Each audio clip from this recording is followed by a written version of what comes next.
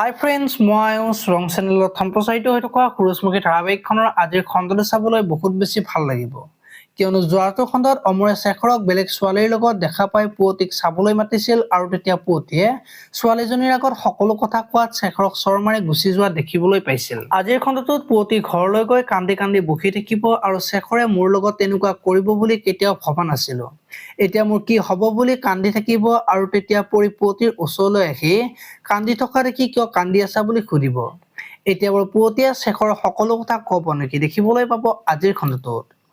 এইফালে আকৌ অমৰে আজি শেৱালিক ফোন কৰিব আৰু পুৱতিৰ লগত যে শেখৰে গেম খেলি আছিল আৰু অমৰে পুৱতিক মাতি যে সকলো দেখাই দিলে সেই সকলোবোৰ কথা শেৱালিক কোৱা দেখিবলৈ পাব। আনফালে আকৌ অংশুৱে যে অনুস্মিতাক ইমান মতাৰ পিছতো যে দৰজাখন খুলি নিদিলে সেই কথাটো ভাবি চিন্তাত পৰিব। এতিয়া বাৰু অনুস্মিতাই সঁচাকৈ পাহৰি যাব নেকি, দেখিবলৈ পাব আজিৰ খণ্ডটোত।